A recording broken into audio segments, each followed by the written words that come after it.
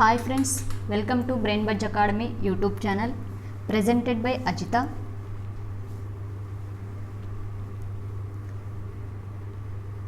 మనం శాతవాహనులకి సంబంధించి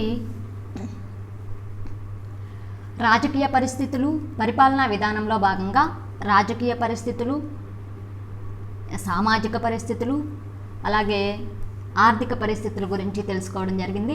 ఇక మనం చూసుకున్నట్లయితే ఇక మతపరమైనటువంటి పరిస్థితులు, శాతవాహనుల పరిపాలనా కాలం నాటి మతానికి సంబంధించినటువంటి పరిస్థితులు ఏ విధంగా ఉన్నాయి, ఏ మతం ఎక్కువగా అభివృద్ధి చెందింది, ఏ మతానికి ఎక్కువ ప్రాధాన్యత ఇవ్వడం జరిగింది అనేటువంటి విషయాలు ఈ క్లాస్లో మనం డిస్కస్ చేద్దాం. సో శాతవాహనుల యొక్క పరిపాలనా కాలంలో బాగా ముఖ్యంగా అభివృద్ధి చెందినటువంటి మతాలు రెండు.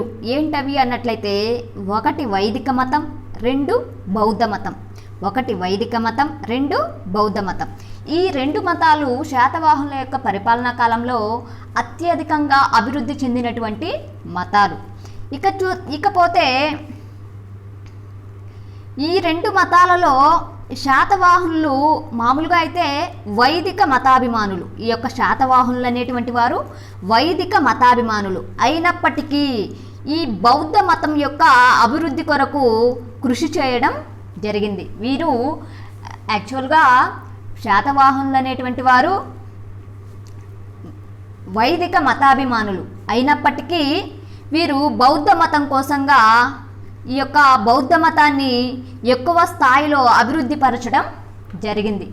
ఏంటి దీనికి కారణం అన్నట్లయితే, ఈ యొక్క శాతవాహనులలో రాజులు వచ్చేసి వైదిక మతాన్ని అనుసరించడం జరిగింది. అలాగే రాణులు, కొంతమంది ప్రజలు, ఇలా కొందరు వచ్చేసి బౌద్ధ మతాన్ని అనుసరించడం జరిగింది. ఈ యొక్క రాజులు వైదిక మతాన్ని అనుసరించినటువంటి రాజుల సంగతి మనం చూసుకున్నట్లయితే, వైదిక మతాన్ని కొంచెం ఎగ్జాంపుల్ చూసుకున్నట్లయితే మొదటి శాతకర్ణి కావచ్చు, గౌతమిపుత్ర శాతకర్ణి కావచ్చు, యజ్ఞశ్రీ శాతకర్ణి కావచ్చు. సో ఇలా శాతవాహన వంశానికి సంబంధించినటువంటి రాజుల్లో చాలామంది ఈ యొక్క వైదిక మతాన్ని అనుసరించి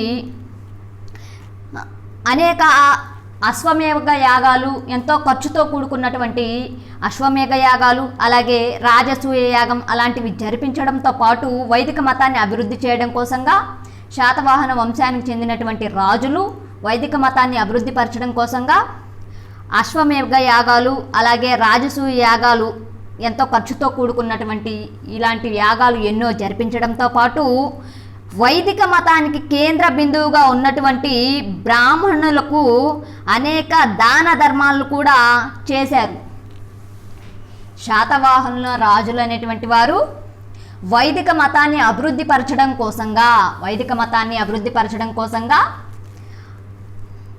అనేక అశ్వమేధ రాజసూయ యాగాలతో పాటు వైదిక మతానికి కేంద్ర బిందువుగా ఉన్నటువంటి బ్రాహ్మణుల కోసంగా అనేక దాన ధర్మాలను కూడా చేసినటువంటి ఘనత ఈ యొక్క శాతవాహన రాజులు సొంతం చేసుకోవడం జరిగింది. సో అయితే ఇకపోతే ఈ యొక్క బౌద్ధ మతాన్ని ఎవరు స్వీకరించారు అన్నట్లయితే, శాతవాహన వంశానికి చెందినటువంటి రాణులు, అలాగే సాధారణ ప్రజలు, వర్తకులు, గృహపతులు, వాళ్ళ యొక్క భార్యలు, ఇలా మిగిలిన వారంతా కూడా ఈ యొక్క బౌద్ధ మతాన్ని స్వీకరించి అనేక స్తూపాలు, చైత్యాలు, ఆరామాలు మొదలైన వాటిని నిర్మించి వాళ్ళ యొక్క ప్రత్యేకతను చాటుకోవడం జరిగింది. శాతవాహనుల యొక్క పరిపాలనా కాలంలో బాగా అభివృద్ధి చెందినటువంటి మతాలు ఏవి అన్నట్లయితే, ఒకటి వైదిక మతం, రెండు బౌద్ధ మతం. ఇందులో రాజులు వచ్చేసి వైదిక మతాన్ని అనుసరిస్తే, రాణులు వచ్చేసి బౌద్ధ మతాన్ని అనుసరించడం జరిగింది. రాజులు ఒక్కరే వైదిక మతాన్ని అనుసరించడం జరిగితే, బౌద్ధ మతాన్ని మాత్రం రాణులు, సాధారణ ప్రజలు, అలాగే వర్తకులు, గృహపతులు, అలాగే సో వాళ్ళ యొక్క భార్యలు, ఇలా వీళ్ళంతా కూడా, మిగిలిన వారంతా కూడా ఈ యొక్క బౌద్ధ మతాన్ని స్వీకరించి అందుకోసంగా అనేక స్తూపాలు, చైత్యాలు, ఆరామాలు మొదలైన వాటిని నిర్మించి వాళ్ళ యొక్క ప్రత్యేకతను చాటుకోవడం జరిగింది. సో దీనిని బట్టి శాతవాహనుల యొక్క పరిపాలనా కాలంలో బాగా అభివృద్ధి, ఈ యొక్క వైదిక మతం బౌద్ధ మతం రెండూ కూడా సమానంగా అభివృద్ధి చెందాయి అనేటువంటి విషయం మనకి వివరించడం జరిగింది. ఇకపోతే జైన మతం, శాతవాహనుల యొక్క పరిపాలనా కాలంలో జైన మతం ఏ విధంగా ఉన్నింది, జైన మతం యొక్క పరిస్థితి ఏంటి అన్నది మనం చూసుకున్నట్లయితే, ఈ యొక్క జైన మతం అనేటువంటిది తక్కువ ప్రాధాన్యతను సంతరించుకోవడం జరిగింది. అయినప్పటికీ ఒక గ్రంథం ఈ యొక్క జైన మతం శాతవాహనుల యొక్క పరిపాలనా కాలంలో అత్యున్నత స్థాయిలో ఉన్నది అని వివరించడం జరిగింది. ఒక గ్రంథం ఏంటా గ్రంథం? కల్ప ప్రదీప అనేటువంటి ఒక గ్రంథం శాతవాహనుల యొక్క పరిపాలనా కాలంలో జైన మతం అనేటువంటిది అత్యున్నత స్థాయిలో ఉన్నది అనేటువంటి విషయాన్ని వివరించడం జరిగింది. ఈ యొక్క కల్ప ప్రదీప అనేటువంటి గ్రంథాన్ని ఎవరు రచించారు అన్నట్లయితే జీన ప్రభావ సూరి అనేటువంటి వ్యక్తి ఈ యొక్క కల్ప ప్రదీప అనేటువంటి గ్రంథాన్ని రచించడం జరిగింది. ఈ గ్రంథం ఏమని చెప్తుంది? శాతవాహనుల యొక్క కాలంలో జైన మతం అనేటువంటిది అత్యున్నత స్థాయిలో అభివృద్ధి చెందింది, అత్యున్నత స్థాయిలో ఉన్నది అనేటువంటి విషయాన్ని వివరించడం జరిగింది. అంతేకాకుండా ఈ గ్రంథం ఇంకా ఏం చెప్తుందన్నట్లయితే, రాజుల దగ్గర పనిచేసేటువంటి 52 మంది సైనికులు తమ పేర్ల మీద 52 జీనాలయాలు అనగా జైన దేవాలయాలు నిర్మించి జైన మత అభివృద్ధికి కృషి చేశారు అనేటువంటి విషయాన్ని ఈ యొక్క కల్ప ప్రదీప అనేటువంటి గ్రంథం వివరించడం జరిగింది. రాజుల దగ్గర, శాతవాహన వంశానికి చెందినటువంటి రాజుల దగ్గర పనిచేసేటువంటి 52 మంది సైనికులు తమ యొక్క పేర్ల మీద 52 జైన దేవాలయాలను నిర్మించి జైన మత అభివృద్ధికి కృషి చేశారు అనేటువంటి అంశాన్ని ఈ యొక్క కల్ప ప్రదీప అనేటువంటి గ్రంథం వివరించడం జరిగింది. సో ఇందు కారణంగా శాతవాహనుల యొక్క పరిపాలనా కాలంలో ఈ యొక్క జైన మతం అత్యున్నత స్థాయిలో ఉన్నది అనేటువంటి వ్యాఖ్యని ఈ యొక్క కల్ప ప్రదీప అనేటువంటి గ్రంథం వివరించడం జరిగింది. జైన మతానికి సంబంధించి మరొక ముఖ్యమైన విషయం ఏంటి అన్నట్లయితే, ఆంధ్ర దేశం మొత్తం మీద కూడా జైన మతాన్ని పూర్తి స్థాయిలో వ్యాప్తి చేసిన వారు ఎవరు అన్నట్లయితే, ఆంధ్ర దేశంలో జైన మతాన్ని పూర్తి స్థాయిలో వ్యాప్తి చేసిన వారు ఎవరు అన్నట్లయితే కొండ కుందాచార్యులు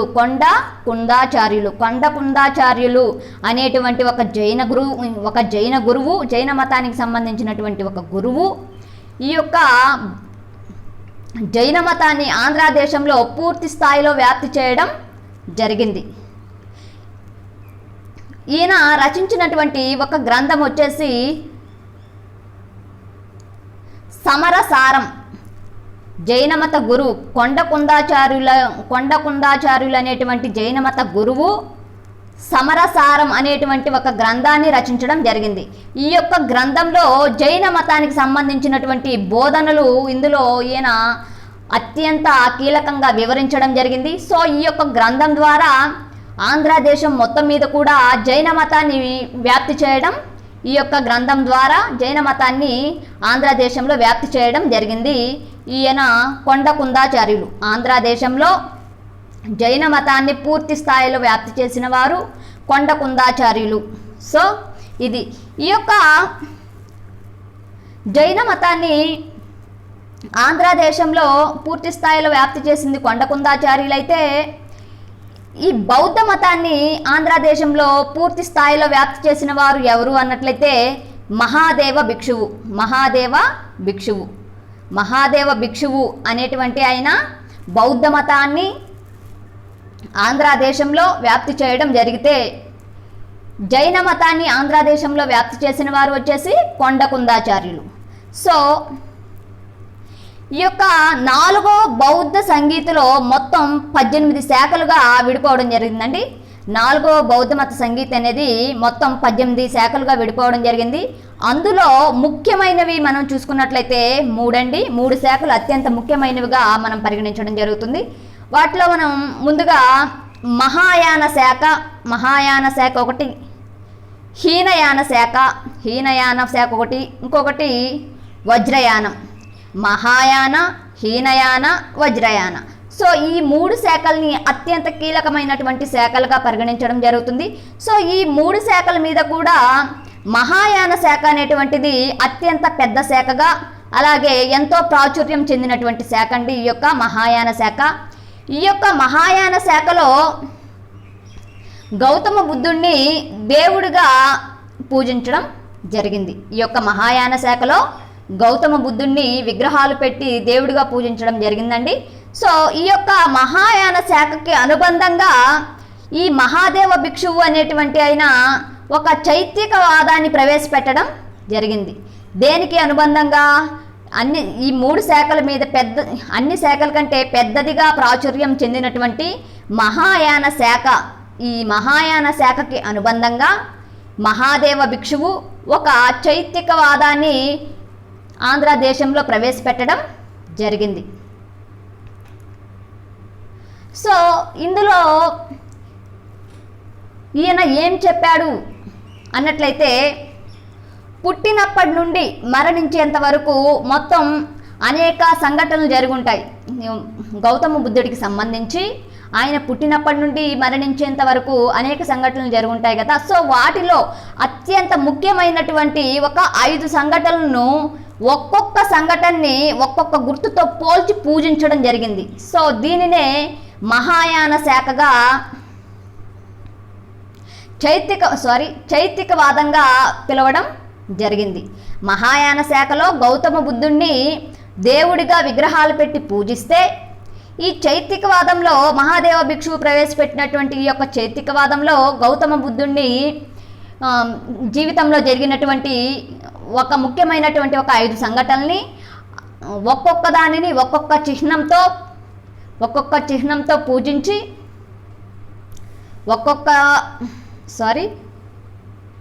ఒక్కొక్క సంఘటనని ఒక్కొక్క గుర్తుతో పోల్చి పూజించడం అనేది జరిగింది. ఈ రెండింటికి మధ్య తేడా.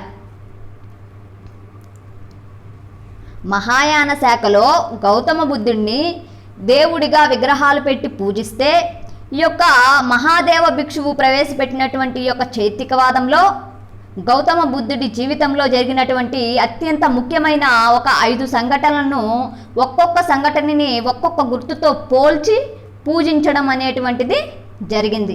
అవి ఏంటి అనేది మనం చూసుకున్నట్లయితే, జననం, మహాభినిష్క్రమణ, సంబోధిని, ధర్మచక్ర పరివర్తనం, మహాపరినిర్యాణం. చూసుకున్నట్లయితే జననం, ఈ యొక్క జననం గౌతమ బుద్ధుడి యొక్క జననాన్ని తామర పువ్వుతో పోల్చి పూజించడం జరిగిందండి. అలాగే మహాభినిష్క్రమణ అనేటువంటిది గుర్రం అనేటువంటి గుర్తుతో గుర్రం గుర్తుతో పోల్చి పూజించడం జరిగింది. అలాగే సంబోధి దీన్ని బోధి వృక్షంతో పోల్చడం జరిగిందండి. అలాగే మహాభినిష్క్రమణ మహాపరినిర్యాణం ధర్మచక్ర పరివర్తనాన్ని చక్రంతో, అలాగే మహాపరినిర్యాణంని వచ్చేసి స్తూపంతో పోల్చి పూజించడం జరిగింది. వీటన్నిటిని కూడా మహాదేవ భిక్షువు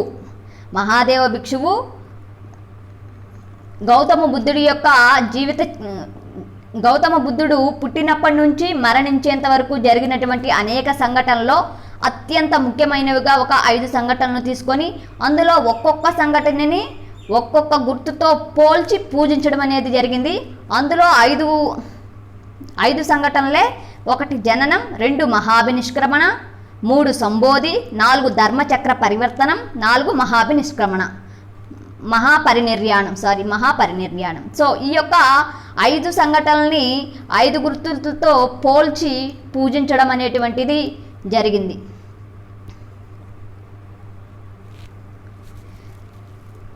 సో ఇది గౌతమ బుద్ధుడికి సంబంధించి ఈ యొక్క మహాయాన శాఖకి మహాదేవ భిక్షువు ప్రవేశపెట్టినటువంటి చైత్యకవాదానికి మధ్య ఉన్నటువంటి డిఫరెన్స్.